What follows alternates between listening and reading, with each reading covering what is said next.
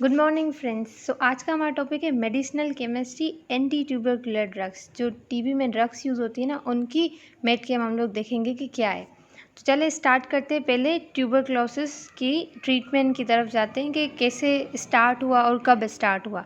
तो अगर हम लोग बात करते हैं ना इंट्रोडक्शन की, तो एफर्ट स्टार्ट इन 1938। 1938 में हम लोगों ने स्टार्ट कर दिया था कि हम लोग ऐसी कोई ट्रीटमेंट दें जो कि टीबी को बिल्कुल इरेडिकेट करे, जो टीबी बैक्टीरिया उसको इरेडिकेट करे और बिल्कुल जो बंदा है वो बिल्कुल ठीक हो जाए। तो उसके लिए अगर हम लोग बात करते हैं ना, तो सल्फानिल या सल्फोनामाइड्स और डेप्सोन, ये दोनों फेल हो गए थे। हमें पता है सल्फोनामाइड्स आई और डेप्सोन आई, ये दोनों टीबी के जो ट्रीटमेंट है ना उस थेरेपी में फेल हो गए। ये टीबी को सही से ट्रीट नहीं कर पा रहे थे। तो हम लोगों ने फाइंड किया and other to find out the proper treatment, हम लोगों ने proper treatment of the anti tubercular drugs का स्टार्ट किया। मेजर कंट्रीब्यूशन, और इसमें जो सबसे ज़्यादा कंट्रीब्यूशन है ना, उस किस साइंटिस्ट ने दिया था? वो वेकमेंस ने दिया था और उनके ही को वर्कर्स थे जिन्होंने क्या किया, इंट्रोड्यूस किया स्ट्रेप्टोमाइसिन। और हमें पता है स्ट्रेप्टोमाइसिन टीबी के ट्रीटमेंट में यूज़ होती है। सही, स्ट्रेप्टोमाइसिन इन 1944। एफर्ट्स कब स्टार्ट हुए थे? 1938 में। और फिर कि जो स्ट्रेप्टोमाइसिन थी ना, वो कब आई? वो आई 1944 में। अब क्या है, जो सल्फोनिलमाइड्स है उन्होंने और डेप्सो ने ट्रीटमेंट ये इतना अच्छा नहीं था टीबी के लिए, इरेडिकेट नहीं किया इसने टीबी के बैक्टीरिया को एज इफेक्टिव जैसे स्ट्रेप्टोमाइसिन ने किया। तो स्ट्रेप्टोमाइसिन एक सक्सेसफुल ट्रीटमेंट था for the anti tuber as a anti tuberculosis. अब क्या है, हमें पता है जो टीबी का ट्रीटमेंट है ना, वो कि 2 लाइन्स में होता है, first line and second line. But जब ये दोनों ट्रीटमेंट फेल हो जाते हैं ना, तो हम लोग डायरेक्ट ऑब्जर्व थेरेपी देते हैं, जिसको हम लोग डॉट बोलते हैं। तो वो आगे की बात है। यहाँ पे हम बात करते हैं first line and second line जो एजेंट्स होते हैं उनकी। अगर हम लोग फर्स्ट लाइन एजेंट्स की बात करें ना, तो उसमें मोस्टली जो 4 ड्रग्स आती है ना, वो आती हैं आइसोनियाजिड्स, रेफाम्पिन, इथम्ब्यूटोल और पायराजिनामाइड। ये चारों हैं जो कि फर्स्ट लाइन में आती हैं। लेकिन अगर हम लोग बात करते हैं ना सेकेंड लाइन की, तो इसमें स्ट्रेप्टोमाइसिन, इथायोनामाइड, पेरा amino salicylic acid and so on, और भी बहुत सारी हैं जो कि आती हैं। जैसे हम लोग है ना क्विनोलोन से लीवोफ्लॉक्सिसिन, ये भी इसमें यूज़ होती है सेकेंड लाइन में। बट अगर हम लोग स्ट्रेप्टोमाइसिन की बात करें ना, तो कुछ बुक्स उन्हें सेकेंड लाइन एजेंट में डालती हैं, लेकिन कुछ बुक्स उन्हें किस में डालती है? फर्स्ट लाइन में। तो इट्स ये फर्स्ट में भी आ सकती है, सेकेंड में भी आ सकती है। अब हम लोग बात करते हैं आइसोनियाजिड, जो कि हम लोगों ने ड्रग पढ़ी थी किसमें? फर्स्ट लाइन में। तो आइसोनियाजिड है ना, जो कि वो हमें पता है स्ट्रेप्टोमाइसिन कब हुई थी? 1944 में। आइसोनियाजिड कब हुई? 1952 में। और वो बहुत ज़्यादा इफेक्टिव एंड सेफ थी।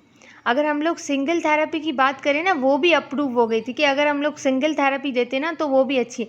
लेकिन इसकी जो फेवरेबल थेरेपी है ना, जो कि बहुत ही बेस्ट एक्ट करेगी, वो क्या है? Combination with the rifampicin. अगर हम इसे रेफाम्पिन के साथ देंगे ना, तो ये अप्रूव ये बहुत ही एक बेस्ट या फेवरेबल इफेक्ट्स दिखाएगी। अगर हम लोग आइसोनियाजिड की बात करें, वो बैक्टीरियोस्टैटिक है, ये क्या करेगी? बैक्टीरिया की ग्रोथ को इनहिबिट करेगी, बैक्टीरिया को किल नहीं करती। हमें पता है अगर बैक्टीरिया की ग्रोथ इनहिबिट हो गई तो ऑब्वियसली बैक्टीरिया रहेगा नहीं, उसका सारा दारोमदार किस में होता है? बैक्टीरिया की ग्रोथ में। तो ये बैक्टीरिया की ग्रोथ को स्टॉप कर देगी। अगर हम लोग आइसोनियाजिड की बात करें, तो वो कलरलेस, ऑडरलेस और वाइट क्रिस्टलाइन पाउडर है। सही है, क्रिस्टल और क्रिस्टलाइन पाउडर है आइसोनियाजिड। और अगर हम लोग स्ट्रक्चर की बात करते हैं ना, तो आइसोनियाजिड का स्ट्रक्चर ये। और अगर हम लोग देखें ना, तो इसका स्ट्रक्चर कैसे बना है? तो इसके स्ट्रक्चर में हमें बहुत सारी चीज़ें नज़र आ रही हैं। एक ये रिंग नज़र आ रही है, एक ये अलग से ग्रुप नज़र आ रहा है, सही है, और एक ये ग्रुप नज़र आ रहा है। तो हम लोग अगर इसके स्ट्रक्चर में देखें ना, it is the complex of many structures. अगर हम लोग इसकी बात करते हैं ना, आगे देखते हैं, आपको समझ आ जाएगा। पायरेडिन, जो आइसोनियाजिड है ना, उसके स्ट्रक्चर में क्या है? पायरेडिन है। तो ये रहा पायरेडिन। अगर हम लोग पीछे करें तो ये रिंग क्या है? पायरेडिन रिंग है, सही है। और अगर पायरेडिन रिंग में क्या आ जाता है? COOH, कार्बोनाइल ग्रुप आ जाएगा। तो ये पायरिडिन रिंग के इस पोजीशन पे अगर ये आता है तो ये निकोटेनिक अमाइड में कन्वर्ट हो जाएगा। और अब अगर ये जो कार्बोजाइल ग्रुप है ना, अगर वो कार्बोजाइल ग्रुप आइसो पोजीशन मतलब इस पोजीशन में आ जाता है, मतलब एन यहाँ पे और इसकी यहाँ इस पोजीशन पे आ जाएगा, तो उसको हम लोग क्या कहेंगे, आइसो निकोटेनिक एसिड। अगर हम लोग देखें ना, और ये है हाइड्राजिड। हाइड्राजिड का स्ट्रक्चर क्या है, हम इसे एसिटिक हाइड्राजिड भी बोलेंगे। क्यों? क्योंकि 1 कार्बन एंड 2 कार्बन दो कार्बन हो और उसके साथ मतलब COOH लगा हो, तो उसको हम लोग क्या कहेंगे, एसिटिक। सही है, एसिटिक हाइड्राइड भी बोलेंगे इसको। अगर एक होता तो फॉर्म हाइड्राइड बोलते हैं, लेकिन इसको हम लोग क्या बोलेंगे, एसिटिक हाइड्राइड। अगर हम एसिटिक हाइड्राइड को रिएक्ट करवाते हैं with the iso nicotinic acid से, मतलब यहाँ पे जो मतलब C है ना, यहाँ पे क्या आ जाएगा, ये वाला ग्रुप लग जाएगा, तो हम लोग फिर क्या बन जाएगा, इससे बन जाएगा आइसोनियाजिड। अगर हम लोग आइसोनियाजिड की बात करें तो सेम आइसोनिकोटेनिक एसिड, ये रहा आइसोनिकोटेनिक एसिड, एक OH निकला है और उसकी जगह पे ये ग्रुप आ गया है, तो हमने इसको क्या कहा है, आइसोनियाजिड। तो आई होप आपको स्ट्रक्चर क्लियर होगा। अगर आप ऐसे स्ट्रक्चर को देखें तो क्या था, पहले पायरिडिन था, उससे बना निकोटेनिक बाय मतलब कि एडिंग COOH, और अगर ये COOH इसकी इस पोजीशन पे आ गया, हम लोग अगर ऐसे बात करते हैं, यहाँ से पोजीशन स्टार्ट करते हैं 1 2 3, तो यहाँ से अगर हम लोग देखते हैं ऑर्थो मेटा पेरा, अगर इसकी पेरा पोजीशन में COOH आ जाएगा तो क्या होगा, ये आइसोनिकोटेनिक एसिड में कन्वर्ट हो जाएगा। और अगर हम लोग आइसोनिकोटेनिक एसिड को हाइड्राजिड या तो एसिड हाइड्राजिड से रिएक्ट करवाते हैं तो ये कन्वर्ट हो जाएगा आइसोनियाजिड में। आई होप आपको क्लियर होगा। तो अगर हम लोग आइसोनियाजिड की केमिस्ट्री की बात करते हैं तो उसमें क्या है, it is hydride of isonicotinic acid derivative, मतलब आइसोनिकोटेनिक एसिड डेरिवेटिव है क्या, हाइड्राइड का। अब क्या है, मतलब हाइड्राइड को अगर हम लोगों ने रिएक्ट किया विद द आइसोनिकोटेनिक एसिड तो हमें क्या मिला, isoniazid. In the synthesis of isoniazid, we add hydrazine. After that, isoniazid become hydride of the isoniazid. अगर हम लोग isoniazid को हाइड्राजिन के साथ रिएक्ट करवाएंगे तो वो क्या बन जाएगा, हाइड्राजिड ऑफ आइसोनियाजिड। अब हम लोग बात करते हैं SAR की।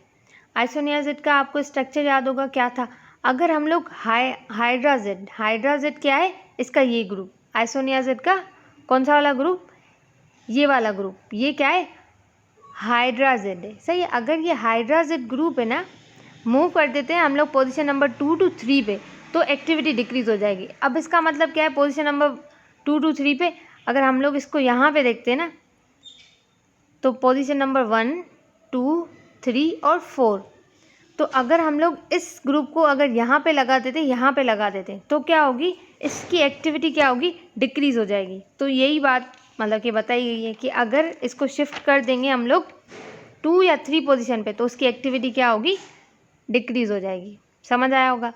Conversion of hydrazide group to the carbonyl group और अमाइड ग्रुप, अगर हम लोग हाइड्राजिड की जगह पे मतलब ये जो ग्रुप लगा था ना, उसकी जगह पे हम लोग कोई कार्बोनाइल ग्रुप लगा देते हैं या कोई अमाइड ग्रुप लगा देते हैं तो एक्टिविटी क्या होगी, लॉस हो जाएगी। और अगर हम लोग अल्काइलेशन करवाते हैं, मतलब अल्काइलेशन करवाते किसकी, हाइड्राइड है ना, वहाँ पे उसके साथ अल्काइल लगा देते हैं तो उस पर ना डिफरेंट प्रॉपर्टीज़ नज़र आएंगी। अगर हम लोग ट्राई अल्काइलेशन करते हैं ना, 3 अल्काइल को ट्राई अल्काइल को अगर रिएक्ट करवाते हैं तो एक्टिविटी लॉस हो जाएगी। लेकिन अगर हम लोग 2 डाई अल्काइलेशन करवाएंगे, मतलब 2 अल्काइल्स लगाएंगे, तो इसका जो मॉलिक्यूल है ना, उसकी एक्टिविटी बहुत ही अच्छी होगी। Even it possess good activity than the parent molecule, जो पेरेंट मॉलिक्यूल है ना आइसोनियाजिड, उससे भी ज़्यादा इसकी अच्छी प्रॉपर्टी होगी अगर हम लोगों ने डाई अल्काइलेशन की है इसको, मतलब 2 दफ़ा अल्काइलेशन की है इसकी, तो उससे जो मॉलिक्यूल बन रहा है ना वो आइप्रोनियाजिड बन रहा है। सही है, जिसकी एक्टिविटी बहुत ही अच्छी है एज़ कम्पेयर टू पेरेंट भी। अब क्या, different hydrazone are formulate by reacting isoniazid with, अगर हम लोग आइसोनियाजिड को अल्डिहाइड या कीटोन ग्रुप के साथ अगर हम लोग इसकी फॉर्मुलेशन या इसको रिएक्ट करवा दें तो उससे बनते हाइड्रोजोन, और वो जो हाइड्रोजोन्स बनते हैं ना उन they possess activity similar to the उनकी एक्टिविटी वही रहेगी जो कि आइसोनियाज़िड की एक्टिविटी है। आई होप आपको यहाँ तक क्लियर होगा। तो हम लोग चलते हैं अपने नेक्स्ट टॉपिक की तरफ जो है इथायोनामाइड। और ये भी क्या है, किसके ट्रीटमेंट में यूज़ होता है, ये भी फर्स्ट लाइन ट्रीटमेंट है किसका, टीबी का। तो इसकी हम लोग देख लेते हैं कि क्या है। अगर हम लोग इसके स्ट्रक्चर की बात करते हैं तो इसका स्ट्रक्चर ये रहा, इथायोनामाइड का स्ट्रक्चर। इथायोनामाइड के स्ट्रक्चर में यहाँ पे क्या लगा है, मिथाइल लगा है, यही पायरिडिन रिंग है, और यहाँ पे जो ग्रुप लगा है ना उसको हम लोग बोलते हैं इथायोनामाइड ग्रुप।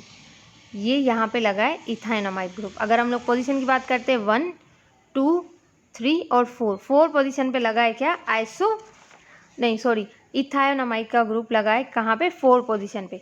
तो इसकी पोजीशन बहुत ही इंपॉर्टेंट है, इसीलिए मैंने आपको इंडिकेट करवाई कि किस पोजीशन पे लगा है। यहाँ पे ये 4th पोजीशन पे लगा है।